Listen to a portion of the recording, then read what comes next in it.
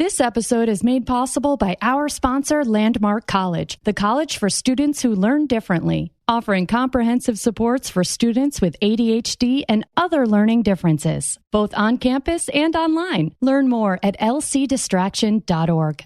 People who are in the throes of perfectionism sometimes forget to look at the opportunity cost of what am I giving up by working so hard to get from the 90 to 100? And is it actually something that I'm choosing with intention? Or is it just something that I'm doing either based on fear or based on an automatic habit? Hello and welcome to Distraction. I'm your host, Dr. Ned Hallowell. My guest today is here to help our listeners who struggle with perfectionism. She also can talk about any number of other topics. She's a professional, certified leadership and executive coach to lawyers at major corporate law firms and other professionals. She herself was a longtime big firm practicing lawyer. She was recognized as top lawyer coach by Diversity Lab. And her own words, she said, quote, "One lawyer recently told me that I have a gift for getting right to the heart of an issue with a great combination of candor, sensitivity, and humor." What a great combination those three are. Well, welcome to Distraction, Lauren. Thank you so much, Dr. Howell. It's a pleasure to be here. Well, it's lovely to have you. You want to just launch right into your thoughts about perfectionism? Sure.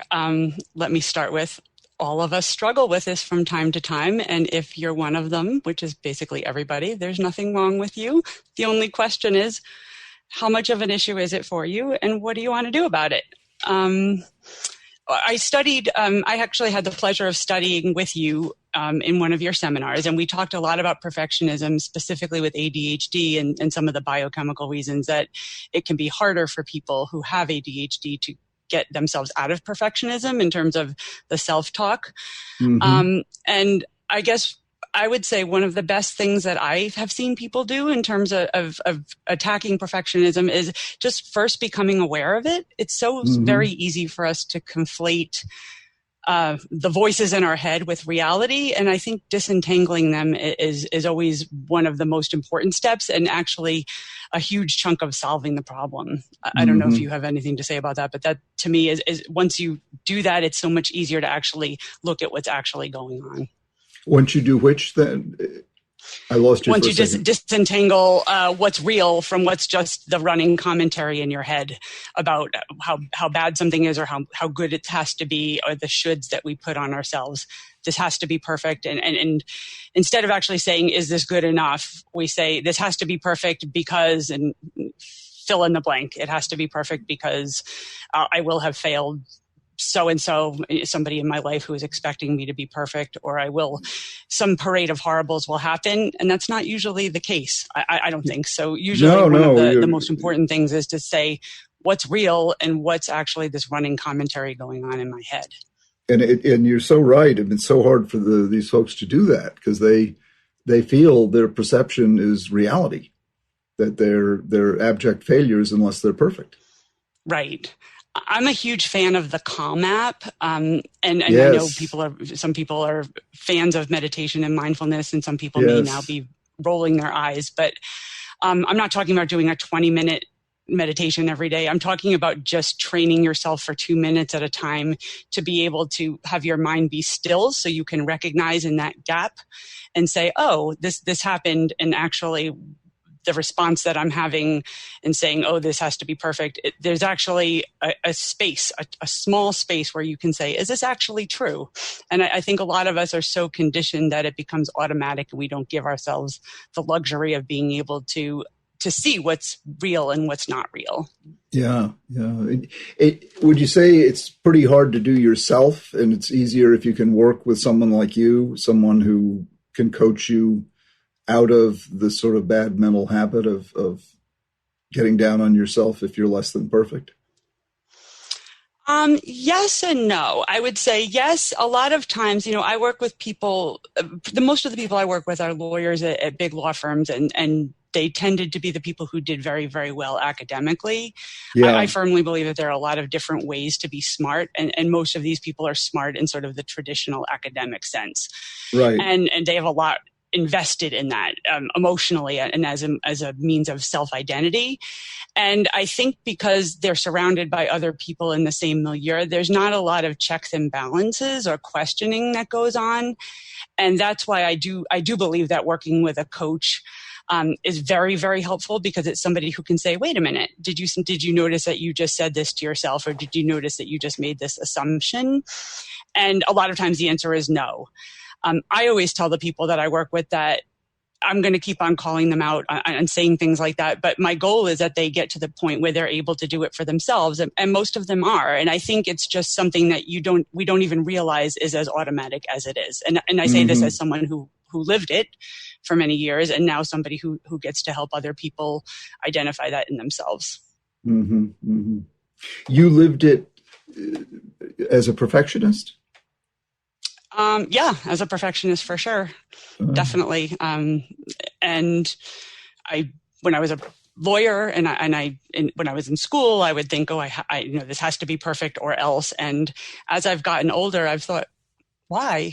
It actually doesn't have to be perfect. And as a parent, that's been one of the biggest gifts, is looking at my kids and saying, they're not perfect. Nobody's perfect. And they're still terrific. And it's a really liberating way to feel. But I think it's very antithetical to the way a lot of us grow up, and the way a lot of us are in our earlier, younger professional days. Particularly the high achievers. It's no secret that we've all been through very challenging times recently, and the frustration of changes in our daily lives for almost everybody. When you need help to cope with the day-to-day, it's important to reach out to the professionals at BetterHelp, who will personally work with you to get back on track, achieving your goals, and bring back that daily fulfillment you so richly deserve. BetterHelp, a Distraction podcast sponsor, will help you on the road to regain confidence, satisfaction, and fulfillment in your everyday life. The professionals at BetterHelp will assess your needs and match you with your own licensed professional therapist, who will give you the help you need to get back on track. They're convenient, affordable, and anything you share is always confidential. As a Distraction podcast listener, save 10%. Just go to our sponsor, BetterHelp, at betterhelp.com/distraction. BetterHelp is there to help you when you need it most. Again, save 10% and go to betterhelp.com/distraction and get back on track with BetterHelp.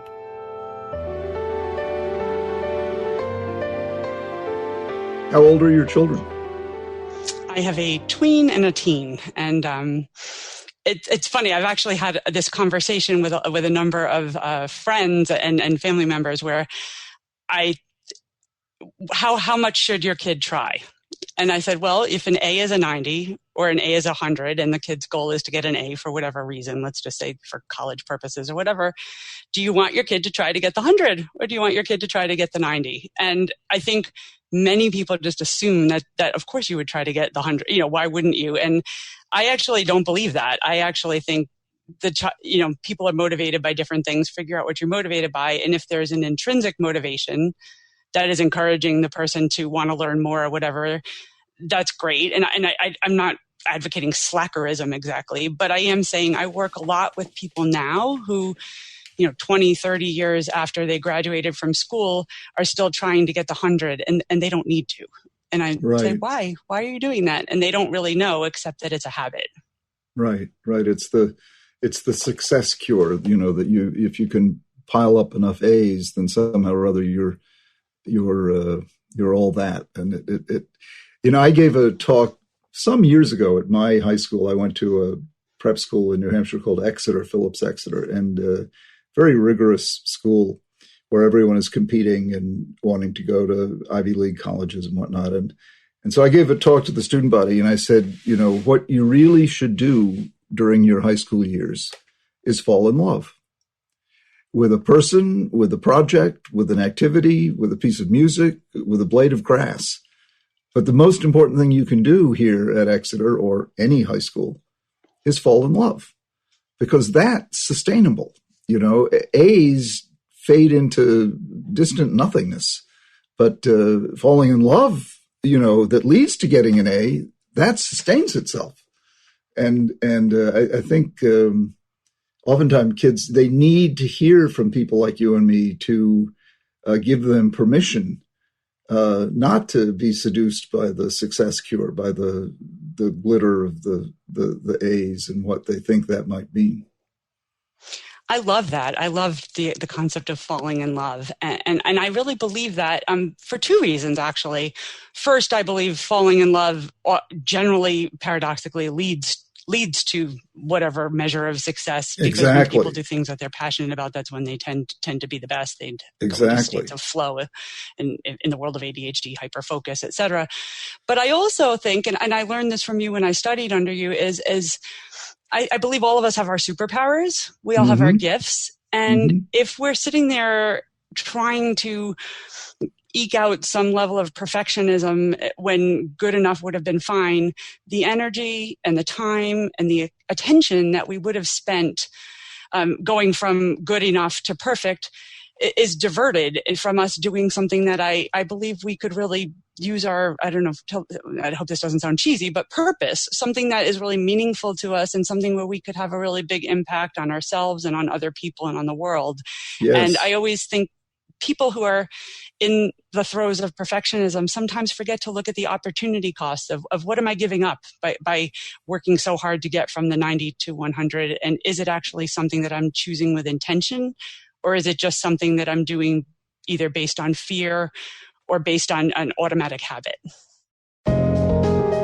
In this anxious back-to-school time, everyone is looking for ways to reduce the edge of anxiety. And one good way to try is by taking Omega Bright supplement, Omega CBD, Omega Bright CBD, as well as the Omega Bright fish oil product. Both are good for emotional reactivity and can take the edge off of that. They're fully natural, very healthy, really developed by a top-notch company.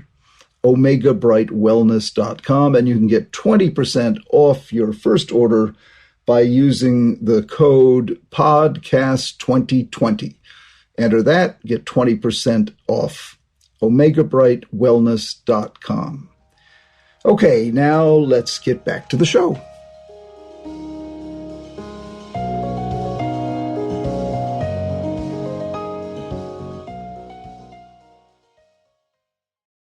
You reached a branch point in your life when you were a lawyer at a big firm, and then you decided to go in a different direction. What was that all about?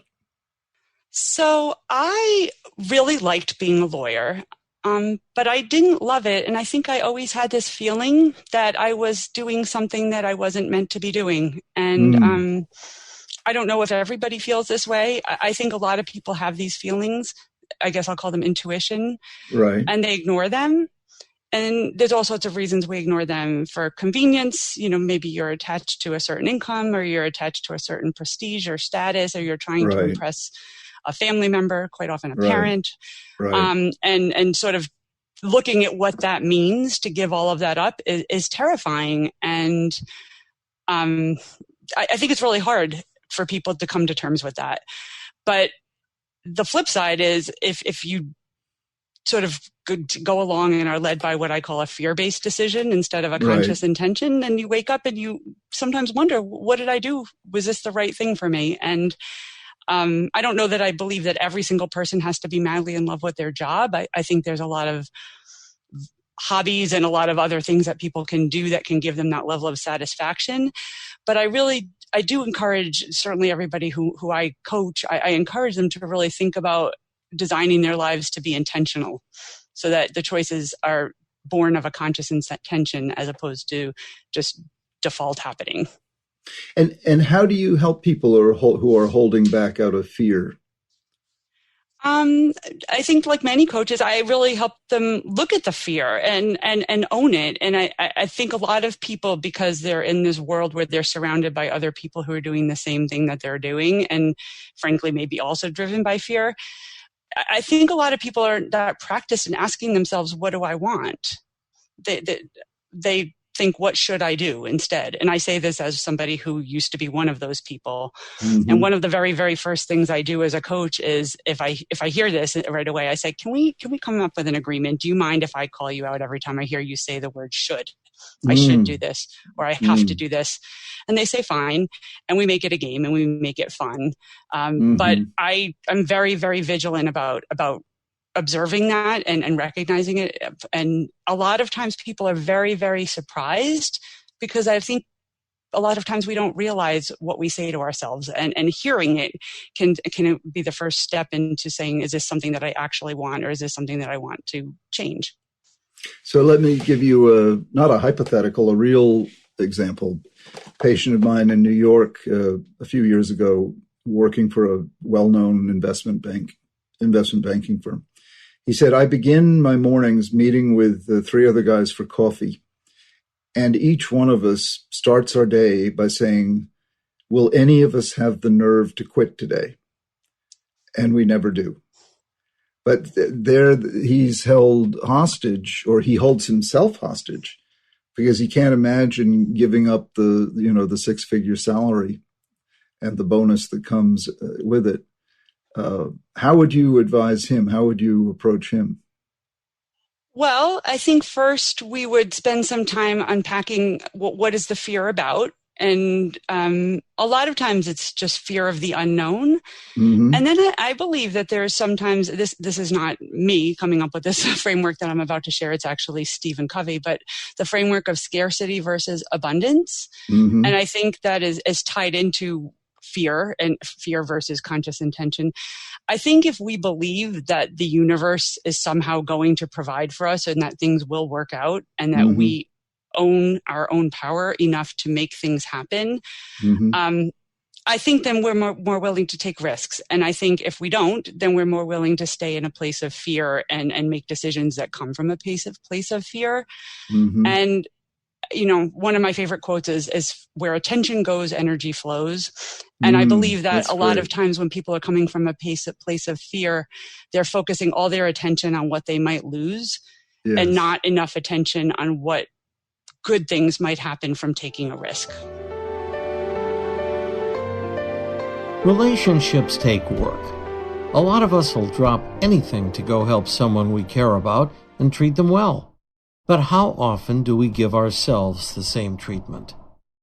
This month, our sponsor, BetterHelp Online Therapy, wants to remind you to take care of your most important relationship, the one you have with yourself. BetterHelp Online Therapy offers video, phone, and even live chat sessions with your therapist, so you don't have to see anyone on camera if you don't want to. BetterHelp is easy, affordable, and it can be life-changing. You can be matched with a therapist in under 48 hours. Distraction Podcast listeners get 10% off their first month at betterhelp.com/distraction. Don't wait. Change things for the better. Go to betterhelp.com/distraction now. You'll be glad you did. And what if he says back to you, but Lauren or Dr. Krasnow or whatever your folks call you, I don't have the talent. I don't have the talent to go out on my own. I don't have the talent to do what I've always wanted to do, which is start a marina, let's say. And I don't think I could do that. So I'm better off staying here with my $500,000 a year and playing it safe. Very superficially, and they tend to talk about the cost very superficially. And I think really digging down deep sometimes gets people to say, wow, maybe this cost is greater than I really acknowledge to myself, or maybe the benefit would be greater, and maybe I really do have the talents to make this happen. I may be deficient in skills X, Y, Z, but that doesn't mean that I can't get them, or that I can't hire somebody with a complementary skill set, et cetera. And you're probably really underestimating your own talents, because after all, you wouldn't have been hired at this high-paying job at a New York investment bank if you didn't have a lot of talent. So and the talent that you have can be transposed to the marina. You're Absolutely. able to raise. Thank you. That's a great point. Absolutely. Yeah. One of the things I learned, actually, particularly when I took the course that I did with you, looking at your strengths in a different capacity. One of my favorite expressions is Einstein. If you judge a fish by its ability to climb a tree, then it will spend its whole life thinking it's stupid. When in fact, so Einstein believes, as do I, that everybody is a genius. Everybody has genius in them. Yes, and absolutely. I think a lot of times people spend time measuring themselves against a certain situation without taking themselves out and saying, wow, in a different context, this could be unbelievably powerful. Exactly. And one of the gifts of my job is that I get to be on that journey with people as they do that and discover that, and then bring those gifts to bear for their own lives and the lives of others. And it's so rewarding. It's unbelievably rewarding. But you're not just with them, you're setting them free. You're helping them break what Blake called mind-forged manacles. You're helping them break free, And they're helping them break free. I'm asking questions that I've been trained and skilled in practice to ask because of my background in training, but they do the work themselves. And it's so empowering to see somebody really live into their own greatness. I feel like I did it myself, and I say that not in an unhumble way, but in a way of example that I believe that anybody can do this and everybody should do this, because I think the world would be better if everybody were living their talents to the maximum effect. Yeah, you're not saying it in an unhumble way. You're saying it in a celebratory way. You're celebrating. You look, I took this chance, and it made all the difference, and you're celebrating. And I think you're, by implication, exhorting other people to celebrate too, to make the changes that will turn their lives into a celebration. Yeah, thank you. I love that. Looking at it as a celebration, because I really genuinely believe that. I believe that everybody has power within them. And the only question is when they realize that and then decide what they're going to do with that. Well, you wouldn't be able to do it as well as you do it if you didn't really believe it, I think, anyway. Well, Lauren Krasnow, what a pleasure to have you on this podcast. I could talk to you for an hour, but we're not supposed to go that long. Yeah, thank you so much. What a pleasure to be here. And I just want to give a shout out to you. You really have inspired me by encouraging me to think about my own strengths. And as I said, I've gone on to do that with other people. And then as they go and become leaders, they do it for other people. So I just will say, I think everybody, you never know what ripple effects your own stepping into your own strengths and greatness will have. So I want to say thank you to you, Dr. Hallowell. Thank you so very much. I really, really appreciate that. It means a lot to me. Well, if you'd like to learn more about Lauren, now you tell me if I get this right, Lauren. Go to voltapeople.com, V as in Victor, VOLTA people.com/Lauren-Krasnow, KRASNOW -coaching. Did I get that right? You did. Thank you very much. voltapeople.com/Lauren-Krasnow -coaching.